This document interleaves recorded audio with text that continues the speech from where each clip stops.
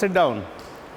Say একটা patient came to you having a massive injury following road traffic accident. The huge blood at the time of occurrence. যখন সে accident করলো তখন দেখা গেল তার অনেকগুলো ব্লিডিং হয়েছে, ক্র্যাশ ইনজুরি হয়েছে। তো সো এখানে ডাইরেক্ট ব্লাড লস হচ্ছে। তো দিস শক যেটা হচ্ছে it is due to direct blood loss, hypovolemic shock but due to loss of blood. Another way there is hypovolemic shock, that is a patient develops vomiting and diarrhea. Huge vomiting হচ্ছে, huge diarrhea হচ্ছে। So what happens here, he is losing fluid from his body and it also develops hypovolemic shock. Okay, now another thing is a patient have got burn, extensive burn. Due to burn, what happens there? There is loss of fluid from the body. So সেখানেও কিন্তু আমরা পাচ্ছি hypovolaemic শক। তাহলে hypovolaemic shock আমরা পাচ্ছি due to loss of blood, loss of body fluids and due to burn. এই loss of body ফ্লুইডসটা কী কীভাবে হচ্ছে, ক্যান ইউ টেল মি? একজন ওয়ান বলো। Yes, very good. তাহলে ভমিটিং, ডায়রিয়া, এক্সেসিভ সোয়েটিং, বসো, সিট ডাউন। এক্সেসিভ সোয়েটিং থেকে আমরা পাচ্ছি ফ্লুইড লস পাচ্ছি। আচ্ছা, ব্লাড লসটা হচ্ছে কী কীভাবে বলো? তুমি থাকো, কেউ দেখতে বলো। ব্লাড লসের কারণে হাইপোভলিমিক শকটা হতে হলে ব্লাডটা কী কীভাবে লস হবে?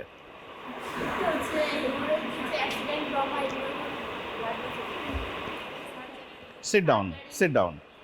কিছু কিছু ক্ষেত্রে এখানে আছে ব্লাড লসটা ভিজিবল, কিছু কিছু আছে ইনভিজিবল। ভিজিবল লসটা আমরা দেখতেই পাচ্ছি যে ব্লিডিং হচ্ছে প্রচুর।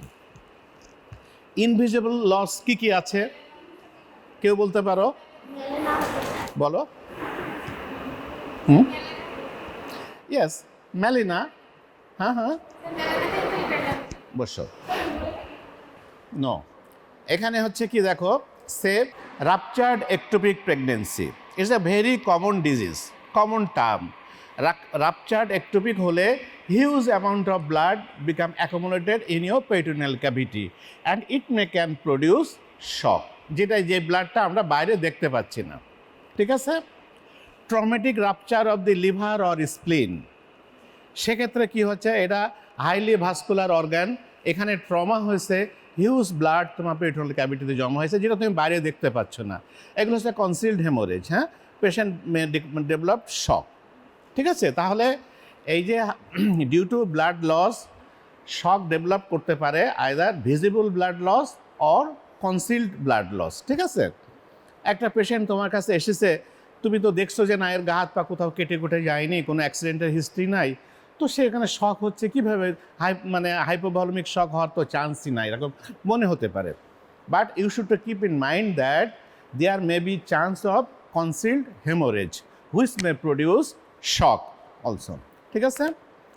নাও distributive shock, as the name indicated distributive shock, তার মানে কি হচ্ছে, something is distributed to others.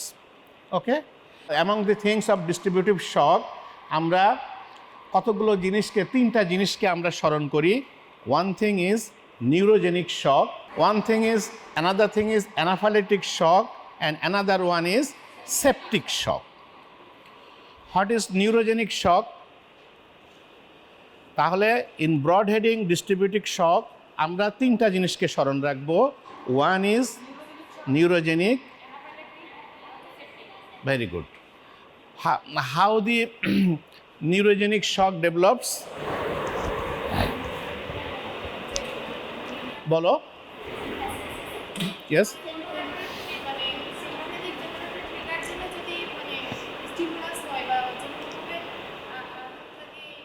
মুখটা খোলো, কথা বোঝা যাচ্ছে না।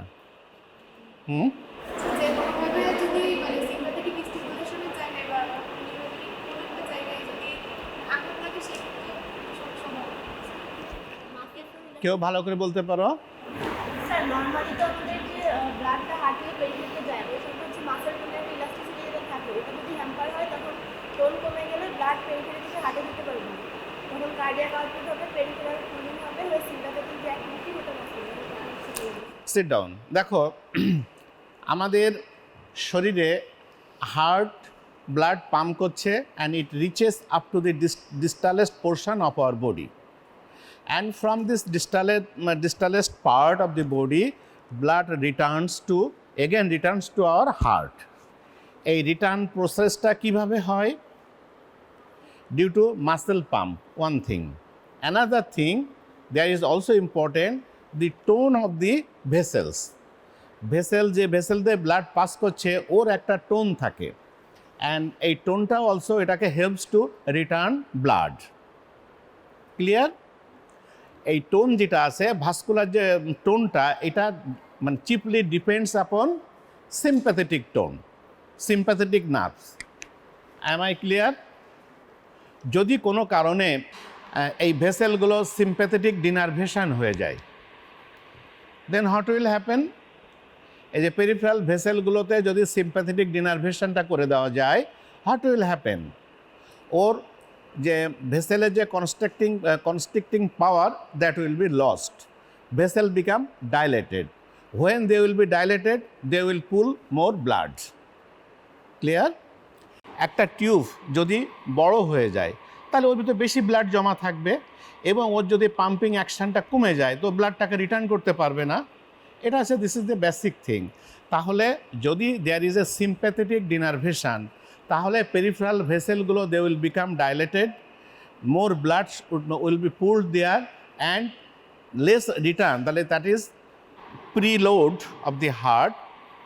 সেটা ঠিক আছে, but venous return to the heart will be reduced, and that is why it may produce shock. ঠিক আছে?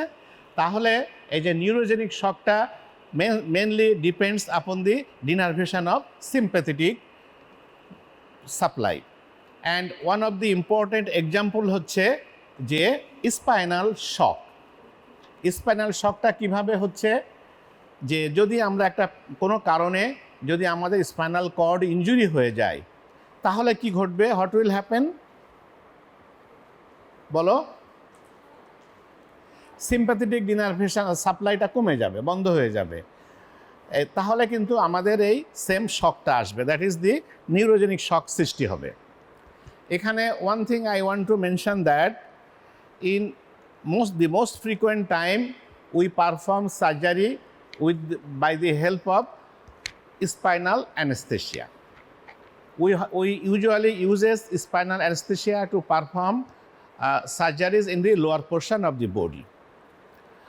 What happens there? Anesthetist introduces anesthetic agent in the spinal cord, and that anesthetic agents make paralyzed of the spinal cord which is supplying the lower portion of the body. তাহলে কি হচ্ছে যে it is a মানে temporary process. সেখানে আমরা কি করছি যে একটা ঔষধ পুশ করছি, যে ওষুধটা ওই নার্ভ সাপ্লাই যেখান থেকে শুরু হয়েছে ওই জায়গাকে আমরা ব্লক করে দিচ্ছি। তাহলে there will be no nerve supply, that is peripheral কোনো সাপ্লাই, সেখানে সিম্প্যাথেটিক সাপ্লাই সেখানে পৌঁছাচ্ছে না। That is why sympathetic motor দুটো ইনহারভেশন হয়ে যাচ্ছে, মানে সেখানে স্টপ হয়ে যাচ্ছে। তাহলে সেখানেও কিন্তু আমরা স্পাইনাল শক সৃষ্টি করছি, but it is in our control. অ্যানেস্থেটিস্টের হাতে থাকে এই শকটা, তিনি এই শকটা সৃষ্টি করেন এবং তিনি during the operation say maintain করে যাতে এই শকটা পেশেন্টের জন্য কোনো ক্ষতিকারক না হয়ে থাকে। ওকে।